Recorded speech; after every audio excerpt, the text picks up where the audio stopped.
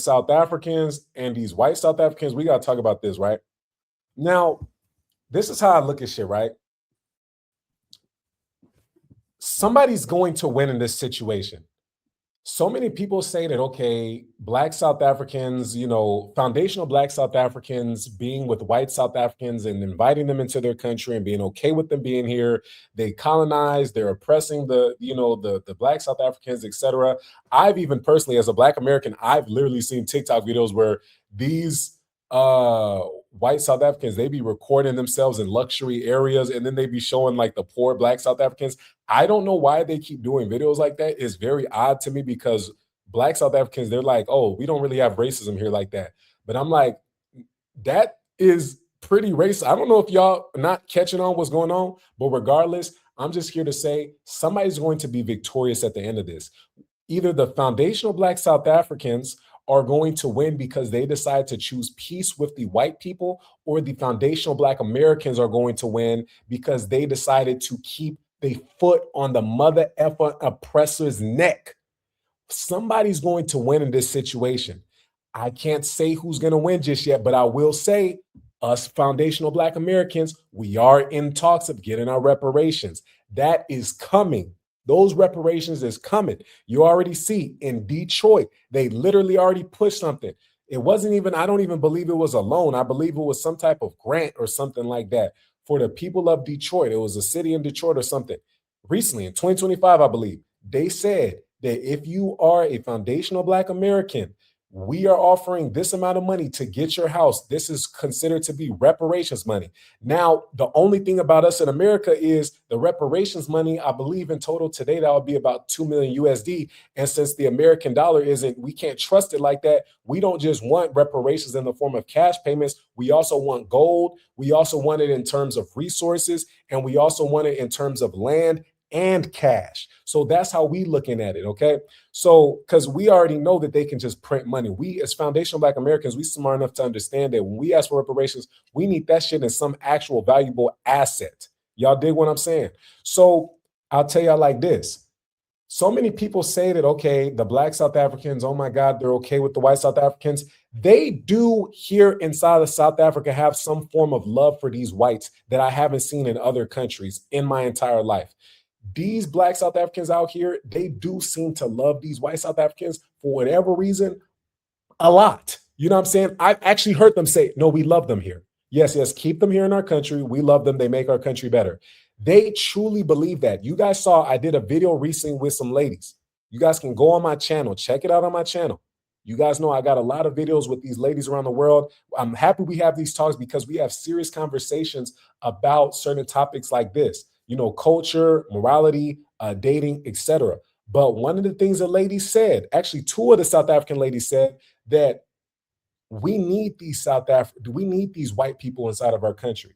She said that they don't believe that they can even do it without the whites, which is a strong, bold statement because that has to be some form of self-hatred. If you believe that you too monkey, you too, I don't understand anything. Me understand nothing. Me understand nothing. If that's really how your brain works and you really don't believe that you as a Black society can get shit done on your own, even given our history with having Black empires, Black kings, Black queens,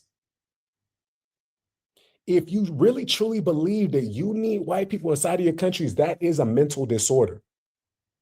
So there is something definitely happening inside of South Africa when it comes to the love that some of these Black South Africans have for their white people here. It is very interesting. And to me, it's fascinating because I boil things down to science and biology. And I'm still trying to figure out the science behind how somebody can be cool with, the oppressor. You know what I'm saying? But hey, this is South Africa for the South Africans. I've been preaching that since I came out to South Africa. If they chose to go ahead and make peace with these white South Africans, and from what they're telling me, the Black South Africans that I'm running into, they keep telling me, y'all can call in if y'all oppose or y'all any type of comments or questions, y'all can call in. But they literally told me inside of South Africa that they believe that they need these white South Africans here. They need them. They need them.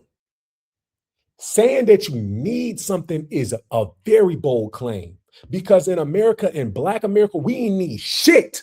We didn't need shit. All we needed was ourselves. As foundational Black Americans, we got that shit on lock. America couldn't handle it. They bombed Black Wall Street. They bombed, what's that other area? I want to get it right.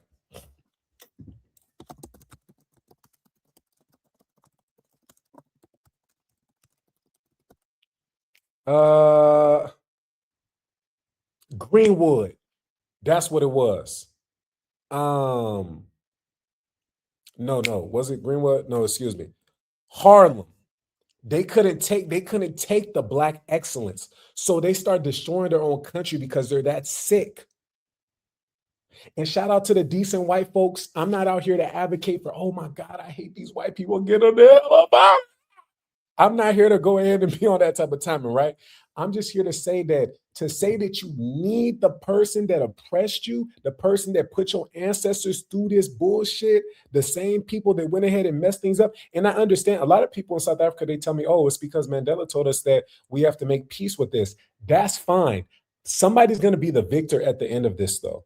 Somebody's going to come out on top. Whether it's the foundational Black South Africans for making peace with the white people in their country and inviting them over, and then the white South Africans feeling humble enough to say, you know what, Black South Africans, let me go ahead and give you guys some of our money since we are only 7% and we're taking up all the money in your country.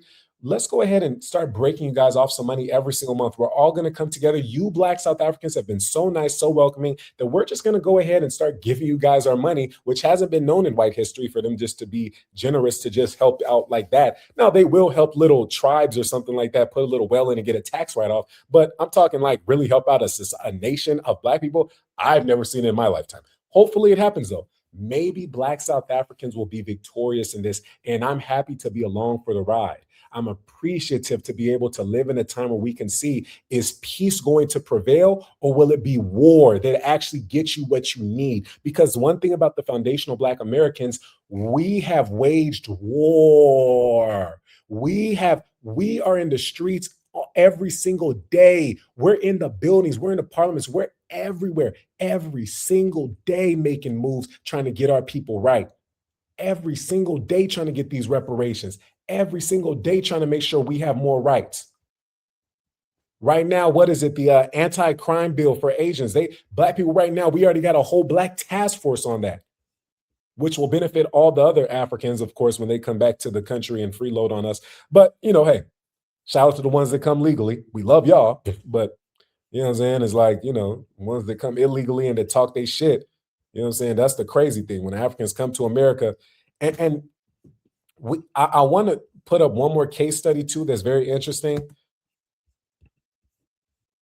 Us foundational Black Americans, we were sent out and sacrificed.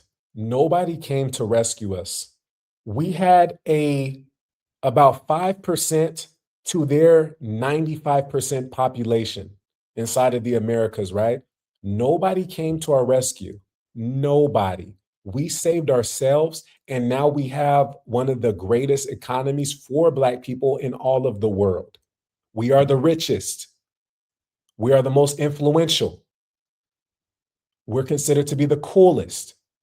We have it all on lock.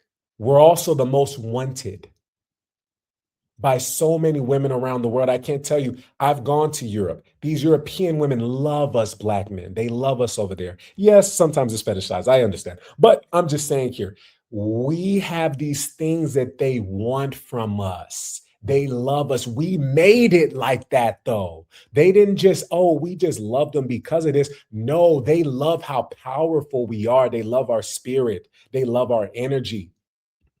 They love that. They love it. They love it. It's an addiction for them. It's an addiction.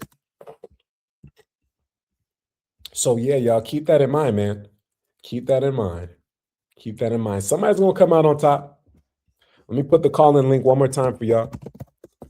I hope the white South Africans truly do tell y'all one day that, hey, you know what, guys? You South Africans, you Black South Africans have been so nice to us white South Africans that what we're going to do for you guys, we're just going to go ahead and start giving you guys money every single month.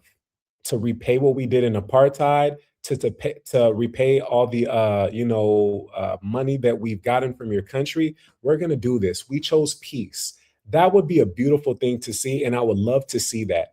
But I also am looking forward to seeing what's going to come of Black America as well. The foundational Black Americans that stayed on the neck of the oppressors and that have waged war ever since day one and haven't let up at all. This isn't ending anytime soon. And I love when things racially happen inside of America, because sometimes my foundational Black American cousins, brothers, and sisters, they sometimes in their mind, they can get a little wishy-washy and okay, everything's good. America's getting better. And then when these racial things happen, I love that because this is who America truly is. America's a diva. She's really like this, okay? And I love when little racial things happen sometimes, so we never get fooled to believe that America's a peaceful place and that we can just go ahead and sit back and relax. I love when we're on code. I love when things like this happen because I see foundational Black Americans. That's when we really link up and we're like, you know what? Damn, we need to go ahead and do something over here to this building, and we need to go ahead and make our mark over here, right here, and we need to go ahead and get this. Even the gangs start working together inside of America. Guys, we have this shit on lock. We have this shit on lock in America, But I'm looking forward to seeing who's victorious out of this. Like I said, foundational Black South Africans or the foundational Black Americans. Who will come on top of this, being the ones that are winning the most economically? Maybe the peace shall prevail. Maybe the white South Africans say, hey, guys, we love what you guys have done to us. You guys haven't hurt us or haven't, pushed this racial thing on us and stuff like that. Us white South Africans, we want to give you guys this money. But we can see the Black Americans, we stand on the neck and we already starting to get paid. I'll leave it to that. I'll leave it to that. I'll leave it to that. GK22 222 says, not all of us in South Africa want white settlers out here. That's why the EFF grew in such a short space of time. But then Julius went left with immigration. I believe the FBA's approach is the best one. Okay. I appreciate your honest opinion on that. I thank you for that. That was a very well written message